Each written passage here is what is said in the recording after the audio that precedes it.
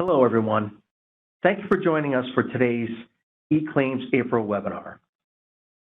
My name is Anthony Contento, and I'm the Program Manager for the eClaims unit. With me today is Mike Hunter, who's a Project Coordinator for the eClaims unit.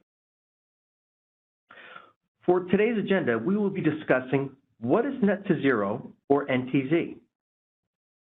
Next, we will be going over the net to zero relevant changelog items. Our next topic will be discussing coding changes.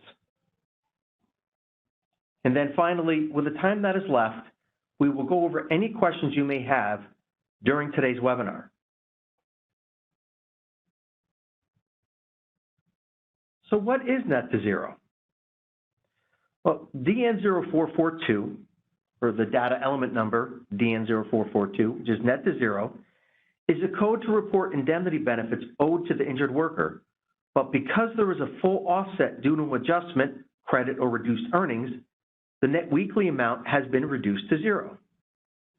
Now, this code will only be present during the time the benefit is being reduced to zero. The value to be reported will be Z, which represents net to zero.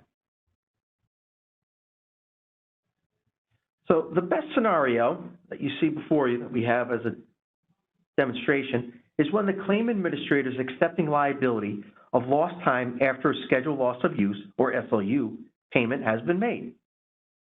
For the scenario on this slide, a value of Z, net to zero, would apply because the claim administrator can take a credit on the previously paid SLU until the balance has been absorbed. Now, based on trading partner feedback and per the IAIABC standard that the benefit type code 2XX be excluded from net to zero, we would be updating the event table to exclude SROI ER. So what exactly does this mean for claim administrators? Well, the state of New York is using DN0442 as stated on the event table for claim administrators to let the board know that they are accepting liability for lost time, but they will not be making indemnity payments to the injured worker at this time, as there is a previous SLU credit on the balance of the previous award. Claim administrators would report this by filing either a SROI IP or SROI RB. Now, this change becomes effective on April 29, 2022, as published in the eClaims changelogs IDs that were posted on October 29, 2021, and on March 15, 2022. The changes were posted on October 29, 2021, and were covered in the November 16, 2021 eClaims webinar. A recording of this webinar can be found on the board's webpage that is listed on the current slide.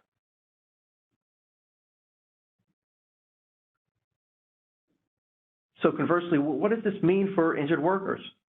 Well, injured workers and their claimant representatives, if there are any, will receive the paper version of the SROI IP or SROI RB listing a benefit segment with a $0 net weekly amount and having DN0442, the net to zero code, being present with the letter Z. This explains that the claim administrator is accepting liability, but they are taking credit on a previous SLU balance. I'm going to turn it over to Mike now so he can discuss the net to zero relevant changelog items with you. Mike? Thank you, Tony.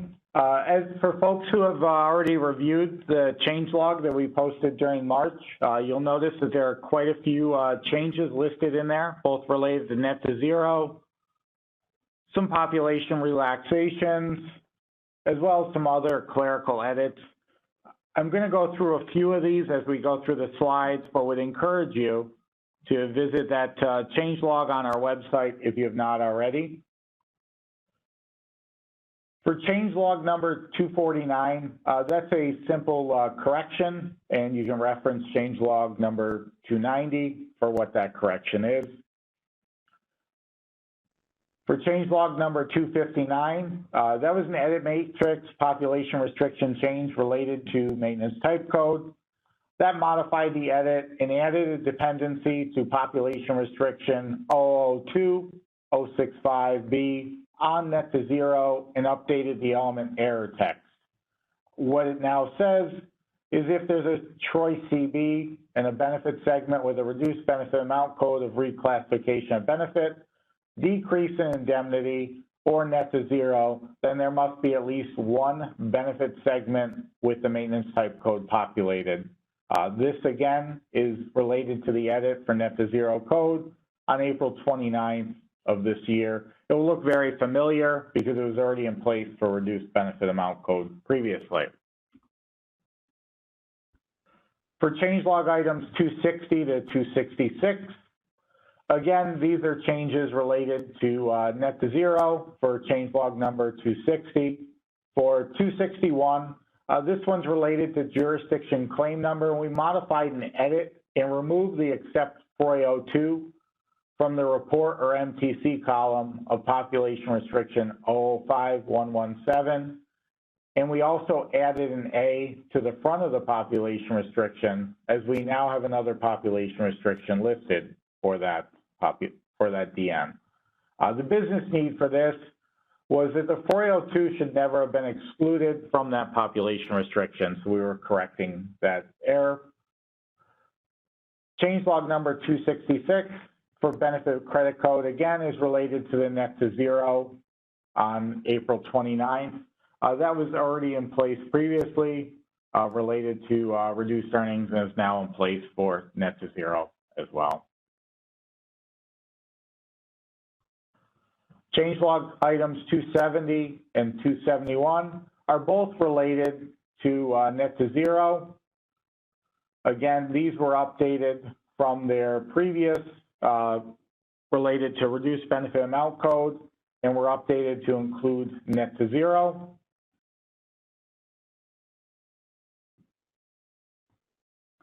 Changelog items 272 and 276, again, were related to the net to zero implementation.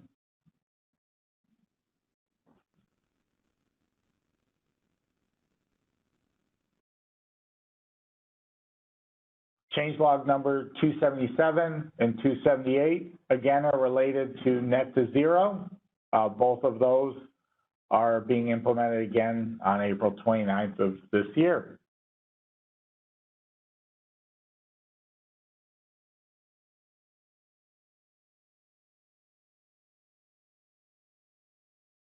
Changelog numbers 279, 280, and 281, again, are related to net to zero, and all are needed for that April 29th implementation. Just to use an example on item 279 for number of payments, it now includes net to zero along with reduced benefit amount codes for when a payment segment is required.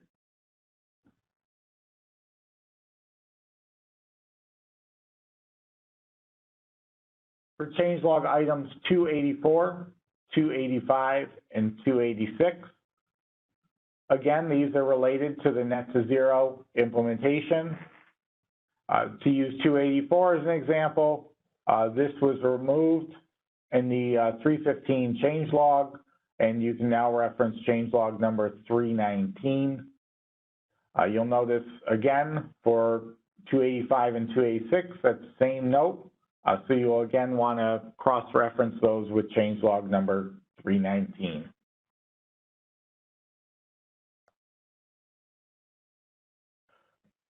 Changelog numbers 301, 314, 317, 319, and 320. Again, most net to zero. There was a clerical update related to net to zero on item number 301.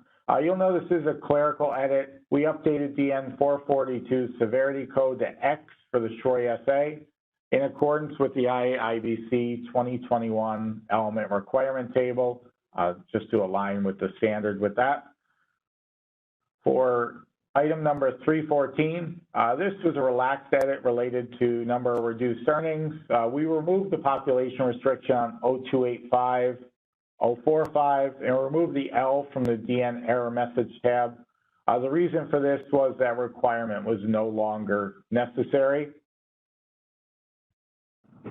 To use item number 319, again, as another example, that was a population restriction we removed. We removed that because it was no longer editable on a SROI 02, and that population restriction was no longer necessary since we removed the 02 as a possibility for that net to zero DN. Now we'll go over some of the coding changes, very similar to the change log. Again, we highly encourage folks to review the tables. When we issue those change log items and table updates, we do outline each table item individually. So coding changes related to, not related to net to zero. ID number 248 on the change log. This was a correction, and we posted the correction in item 290. This was to add a new data element per CLM 914 IRR. This was from the IEIVC change log element requirement table change log item 207. For change log item number 261, we modified the edit to again remove except SROI 02, as I mentioned earlier, related to DN 05. For item number 263, we modified the population restriction for DN 41 with the following changes. We removed the condition for DN 286 average wage and DN 143 concurrent employment from DN 63's condition. Since this is a SROI-specific O2 population restriction, and those DNs were only SROIs, so they did not apply to that population restriction. We moved DN 63 under DN 198, 3E, 3D, and 3A condition to group them better. And we also changed the and unless DN 58, employment status code volunteer, or the full denial reason code of 3, 3D, and 3A, to say unless DN 58 equals 9 volunteer, or unless the latest active valid full denial reason code is 3E, 3D, 3A. This is since the original dependent relationship was an or rather than an and. We removed specific references to DN 285, number of reduced earnings greater than 0. And we also updated the conditions on DN 404, initial return to work physical restriction indicator, and 403, initial return to work type code, to reflect that both only had a dependency on date claim administrator had knowledge and initial return to work date. And we also appended a note at the end. For change log items 267 and 268, we modified a population restriction related to DN 154 for employee ID assigned by jurisdiction. Regarding not being able to change it once it's accepted, now you can not change it once it's accepted unless the following are true. The latest values, employee date of birth, or 6/9s if not known, followed by that first character. So it's still the same algorithm, except now we allow you to change it. This was a request from trading partners that had their system coded to update the employee ID if, for example, they had spelled the claimant's last name incorrectly. For change log item 268, this was just a modified population restriction on DN 192.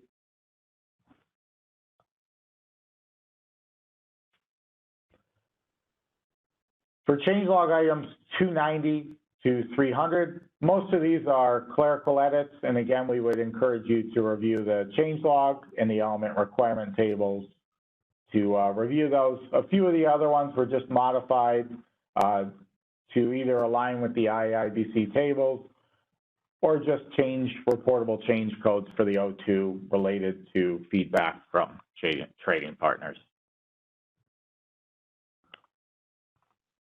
For change log items 301 to 305, these were again mostly clerical fixes and clerical edits. For change log item 304, we did modify the edit. It was currently DN 0041 for the 064B. edit compares accident site narrative to employer physical country codes. When determining whether an accident state code is required, it was updated so that DN 119, accident site narrative, is instead being compared to DN 280, the accident site country code. This was a typo in the population restriction that we wanted to correct for trading partners.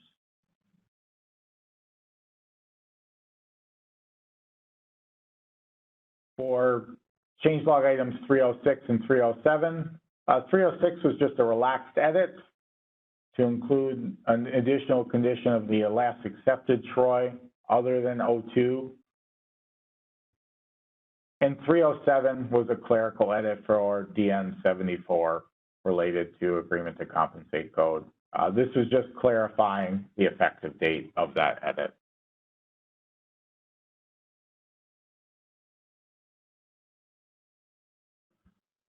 For changelog items 308, 309, and 310, most again are either relaxed or clerical edits. 308 is a relaxed edit where we modified DN 74-064M to specify which data accident on or after 1/1/2019. So it now reads, agreement to compensate code DN 75 must be L with liability if claim type code is P, indemnity with no lost time beyond waiting period, if only benefit type code accepted to date is 030, 090, 530, or 590. This applies to dates of accident on or after 1/1/19. And it again goes on, and we also added, the edit is effective 1/24/2022. For changelog item 310, we relaxed the edit and removed population restriction DN 85064B.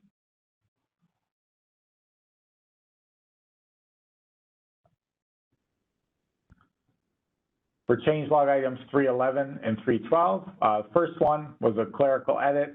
The second one, we modified DN 192. This was to prevent DN 75 from being W if the benefit payment issue date is now greater than 365 days in the past. For anyone who has questions about agreement to compensate code, we have several frequently asked questions on the eClaims site related to agreement to compensate code. For changelog items 313, 14, 15, and 16, again, first three are relaxed edits. First two, requirements were no longer necessary. For changelog item 315, this item did not need to include the SROI PY, and the reason why we relaxed to remove the SROI PY. For 316, that was just a clerical edit, just to correct some wording.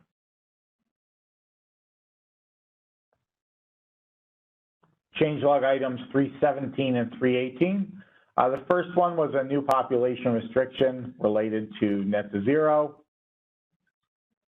The second one removed the population restriction for DN 290, and we then had to renumber and re-letter the DN 290 population restrictions. Again, this was actually rescinded back in 2020. We just never updated our population restriction lettering and numbering to match that. Changelog items 319 and 320. For 319, we removed an existing population restriction for DN 442. And for 320, we implemented a new population restriction on DN 442 for error code 064. This was based off the changes we need to make since net to zero code is no longer editable on a SROI 02.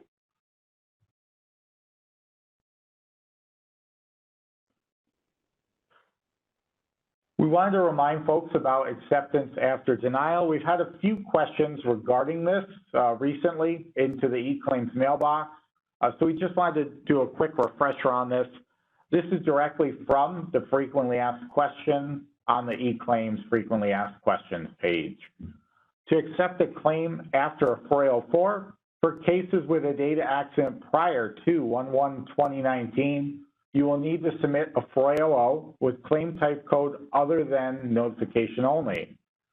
If you try to file a FROI-00 with notification only after you had filed a FROI-04, it will be rejected. This again is not a new edit. For cases with a data accident on or after 1/1/2019, you need to submit a FROI-00 with agreement to compensate code of L with liability. If you try to file a FROI-00 without liability after your FROI-04, it will be rejected. To accept a claim after a SROI-04, a SROI that indicates what event has occurred that shows acceptance, or a SROI-02. For cases with a data accident prior to 1/1/2019, you will need to send DN 196 data rescission. For cases with a data accident on or after 1/1/2019, the agreement to compensate code will show your acceptance of the claim. We also want to remind folks regarding the ongoing monitoring. eClaims has data reports available. For anyone who's an eClaims administrator, as a reminder, you can access these from the eClaims inquiry page. These will have your reports in there with acceptance rates and most common rejections. If a sender is not meeting the acceptance rate target, these reports were sent to contacts listed in the trading partner profiles, and we typically ask that corrective action be developed. The board will continue to monitor data transmissions for completeness, validity, and accuracy. Trading partners may be sent quality control reports to measure their data quality. Trading partners are expected to meet or exceed the 90% accuracy rate for acceptance. The board automatically monitors the quality of data received during production from each individual trading partner. The data quality is determined based upon all error types and the number of rejections over a specified period. And just a quick reminder, the trading partner profiles should be kept up to date. The board must be notified of any changes. If your transmission mode or specifications are changed, retesting some or all transaction types may be required. With that, I am going to turn it back over to Tony Contento. Thanks, Mike. So now we're going to begin the question and answer period of today's presentation. As a reminder, please use the chat feature to send us your questions. You can either hover over the WebEx tab at the top of your screen and clicking on chat, or by using the chat box if it's open on the right-hand side of your screen. Please send your questions to all of the panelists. We will read your questions out loud, and we will respond accordingly. You may hear some brief silences throughout the Q&A as we are reading the questions you provided. So please give us a few moments at this time to review your questions. We will get back to you shortly. Thank you. All right, reviewing the questions, there's one about web data entry. Net to zero will be a drop-down within the web data entry. When it goes live that Friday on April 29th, it will be available in web data entry within the suspension and benefits section. Is net to zero only used for SLU or overpayments also? Typically in New York, a judge will not, for an overpayment, issue a full credit where that claim is not receiving anything. We see the most common scenarios for net to zero as the schedule loss of use and possibly a third-party action settlement if you're taking a full credit for that third-party action settlement. There's another question, if we expect net to zero to occur on previous SLU balances, and do we expect it on reduced earnings? In New York, for reduced earnings, that claimant has now went back to work at full pay. That's typically a suspension and not a net to zero. Claim administrator would typically terminate benefits if that claimant has returned to full wages. And we're just going to see if any more questions have come in, and just bear with us for a brief pause.